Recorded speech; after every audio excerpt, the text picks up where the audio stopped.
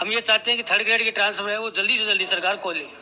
Sir मैं ये कहना चाह रहा हूँ, जिस प्रकार से श्री राम जी अयोध्या आ चुके हैं, लेकिन जो 15-15 20 सालों से जो टीचर्स पढ़े हैं बाड़मेर, जैसलमेर, बांसवाड़ा, वो भी अपनी जगह पर नहीं आ पाए हैं। और बीजेपी गवर्नमेंट में श्री राम जी को अयोध्या मिला है, तो कम से कम हम लोग जो दूर दराज में सेवाएं दे रहे हैं, कई लोग तो बूढ़े हो गए, रिटायरमेंट के करीब है, उनको भी कम से कम अपना घर आना चाहिए, ट्रांसफर थर्ड ग्रेड के होने चाहिए। क्या बेरी है कि थर्ड ग्रेड टीचर्स ट्रांसफर से 2018 में हुए, उसके बाद जो लोग चूक गए वो आज तक तड़पते रह गए। और पिछली सरकार में काफी संघर्ष किया, लोगों ने धरना प्रदर्शन किया,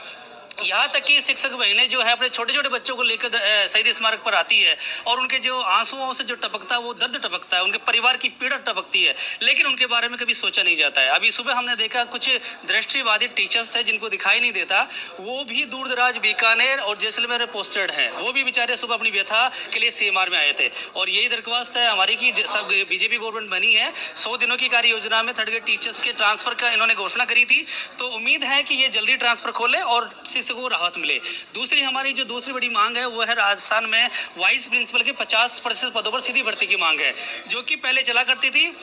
एचएम की सीधी भर्ती हुआ करती थी, जिससे third grade teacher, second grade teacher, lecture exam देके वो 5400 ग्रेड पे पहुंच जाया करता था, लेकिन विगत सरकार ने उस व्यवस्था को खत्म कर दिया और सीधे ही पदोन्नति के माध्यम से उस व्यवस्था को रखा है, जिससे 100% जो सारा का सारा लाभ है मात्र एक केडर बेस्ड संगठन केवल लेक्चर्स को मिला है, उसमें ना तो थर्ड ग्रेड टीचर्स को मिला है ना सेकंड ग्रेड टीचर्स को मिला है। अगर वो व्यवस्था वापस से होती है, जैसे देवनानी जी ने पिछली बार भी कहा था, उनका एक बयान काफी चर्चित रहा था कि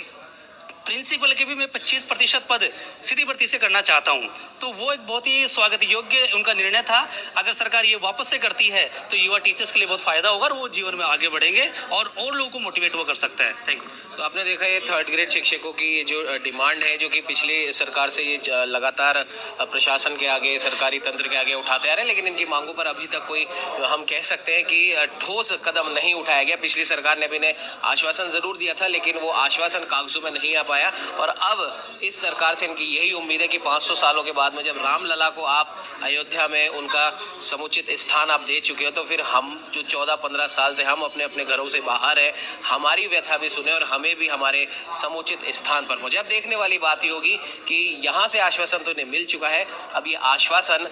ऑर्डर में कब तब्दील होगा ये तो खैर आने वाला वक्त बताएगा। सहयोगी कैमरामैन अजय के साथ उमंग माथुर, जनता दरबार।